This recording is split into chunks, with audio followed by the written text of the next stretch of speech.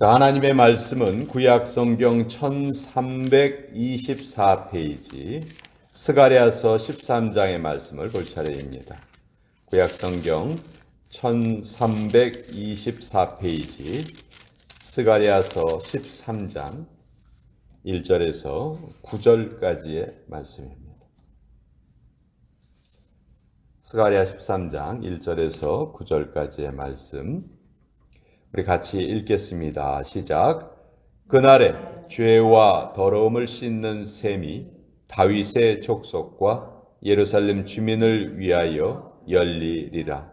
만군의 여호와가 말하노라. 그날에 내가 우상의 이름을 이 땅에서 끊어서 기억도 되지 못하게 할 것이며 거짓 선지자와 더러운 귀신을 이 땅에서 떠나게 할 것이라.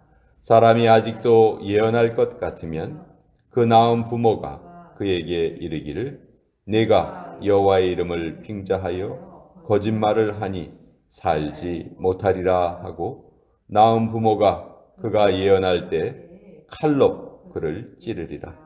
그날에 선지자들이 예언할 때 그 환상을 각기 부끄러워할 것이며 사람을 속이려고 털옷도 입지 아니할 것이며 말하기를 나는 선지자가 아니요 나는 농부라. 내가 어려서부터 사람의 종이 되었노라 할 것이요. 어떤 사람이 그에게 묻기를 내 두 팔 사이에 있는 상처는 어찌 됨이냐 하면 대답하기를 이는 나의 친구의 집에서 받은 상처라 하리라. 만군의 여호와가 말하노라. 가라 깨어서 내 목자 내 짝된 자를 치라. 목자를 치면 양이 흩어지리니와 작은 자들 위에는 내가 내 손을 들이우리라. 여호와가 말하노라.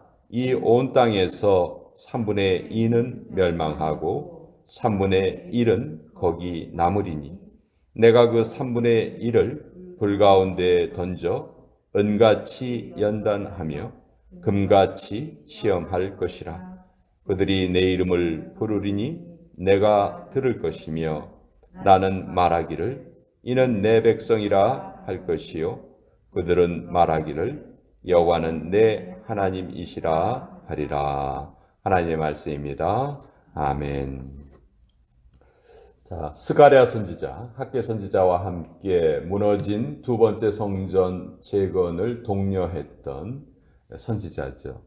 학개 선지자는 아주 직접적으로 너희가 이 두 번째 성전을 제대로 완성하지 않으면 너희의 삶에 큰 어려움이 임할 것이다. 학개 선지자는 아주 이렇게 직접적으로 하나님의 말씀을 대언을 하는데 이 스가랴 선지자는 좀 다른 방법을 써요.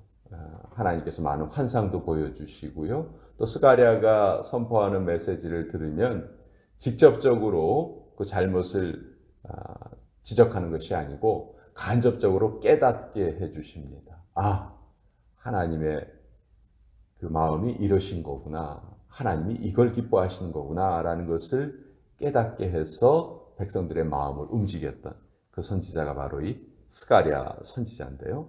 오늘 스가랴서 13장은 그날이라는 표현이 나옵니다. 그날, 여호와의 날, 주의 날, 하나님의 심판이 임하는 날. 지금 성전 재건을 중단하고 그저 자기의 삶에 빠져 있는 사람들, 또 충분히 그래도 되는 거라고 생각하고 있었던 사람들, 또 그 주변에 있었던 거짓 선지자들, 그들을 향해서 하나님이 아주 너무너무 무서운 심판의 말씀을 전해주시고요. 또 그 말씀을 들으면서 이스라엘 백성들이 정신을 차리게 하는 그런 메시지다.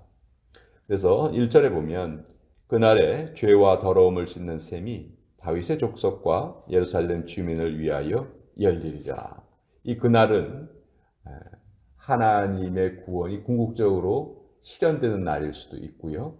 또 지금 이 말씀을 듣는 사람들에게는 두 번째 성전 재건이 완성되는 날이라고도 이해할 수 있겠죠. 그때 그 주변에 거짓 선지자들에게 하나님께서 아주 큰 심판을 행하시는데 3절에 보면 사람이 아직도 예언할 것 같으면 거짓 선지자들이 예언을 할 때 그 부모가 내가 여호와의 이름을 빙자하여 거짓말을 하니 살지 못하리라. 여러분, 부모가 자식을 자기 목숨보다 더 사랑하는 게 부모인데 그 부모가 이렇게 거짓 선지자들이 예언을 할 때에는 그가 예언할 때 칼로 그를 찌르리라.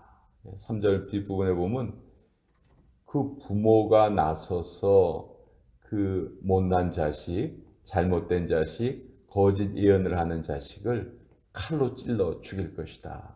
어떻게 보면 정말 하나님의 심판이 너무도 무섭다 하는 것을 이 말씀을 통해서도 우리가 알 수가 있죠. 그러니까 이제 거짓 선지자들이 어떻게 하냐 하면 자기들이 거짓 예언을 했다는 것을 아주 적극적으로 숨기려 합니다.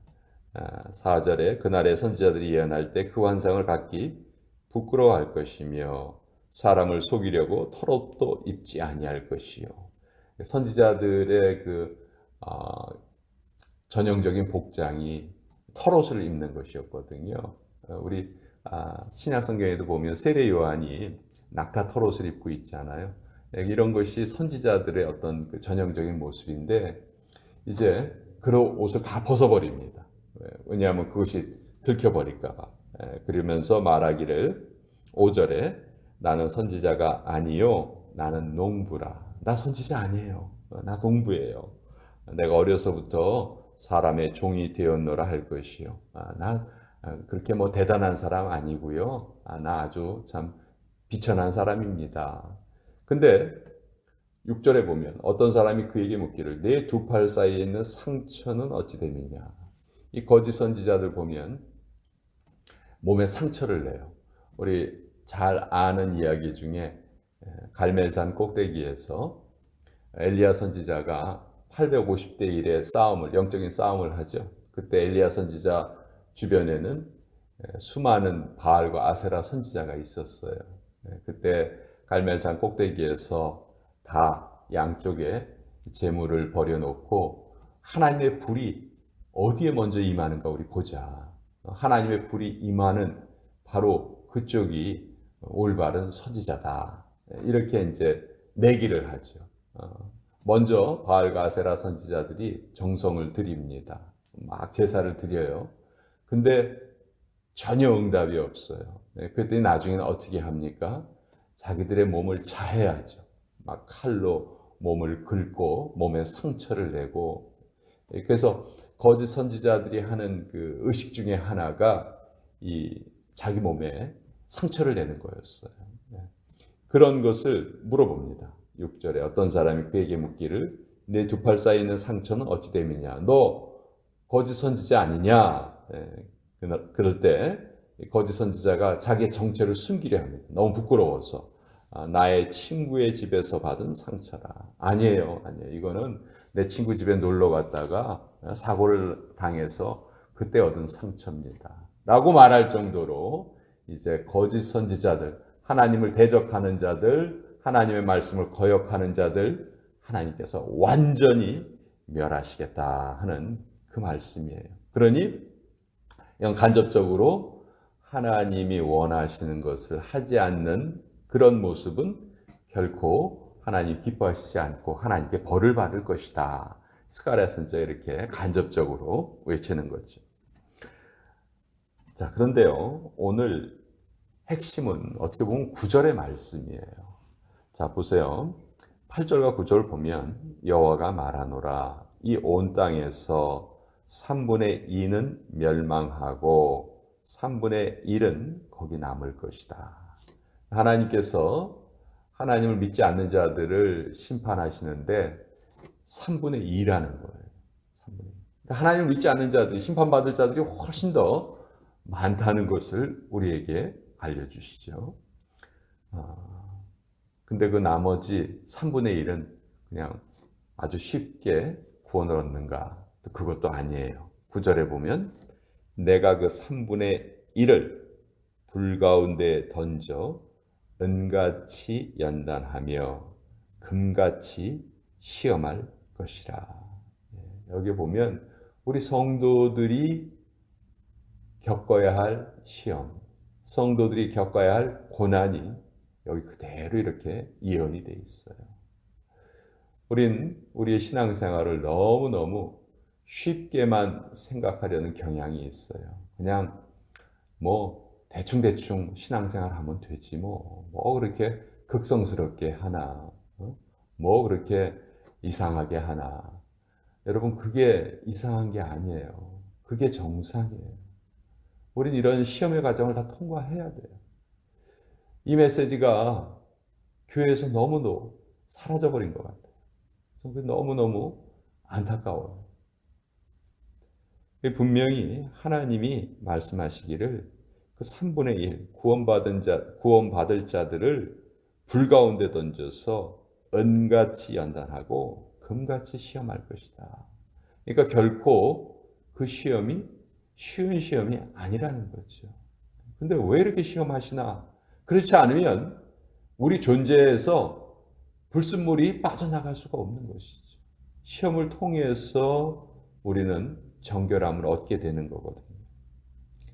그래서 그렇게 시험을 통과한 자들이 이제는 하나님의 이름을 부릅니다. 그들이 내 이름을 부르리니 내가 들을 것이며 나는 말하기를 이는 내 백성이라 할 것이요 그들은 말하기를 여호와는 내 하나님이시라 하리라.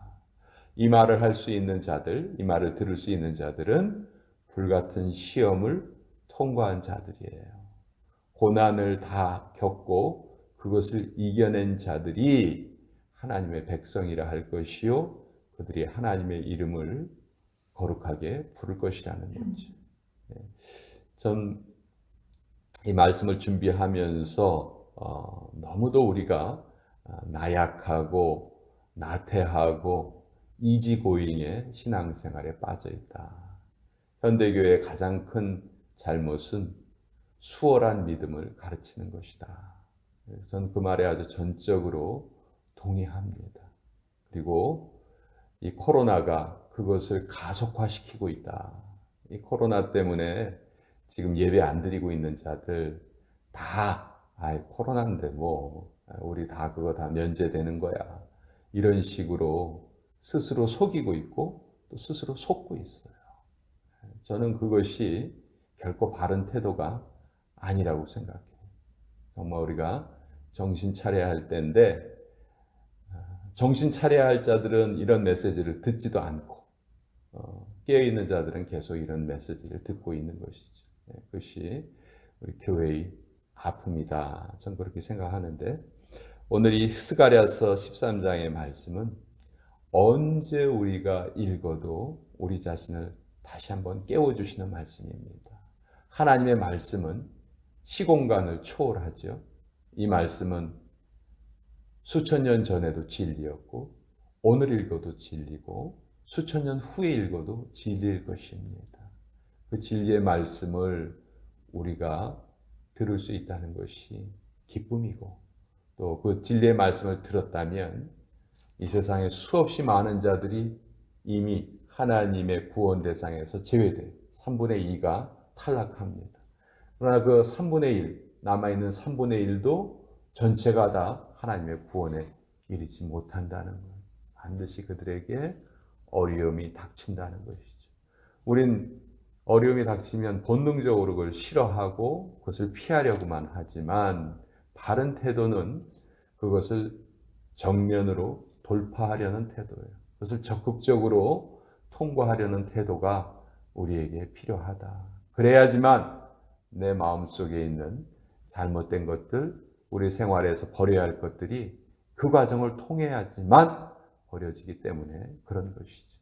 그래서 우리는 이 말씀을 마음속에 잘 새기고 우리 하루하루의 삶을 살아가야 하고 그럴 때 모든 사람들이 두려워하는 고통과 고난이 오히려 우리에게는 기쁨으로 다가올 수 있다. 그것이 세상을 이기는 크리스찬의 삶이다 하는 것을 오늘 같이 한번 알아보았습니다.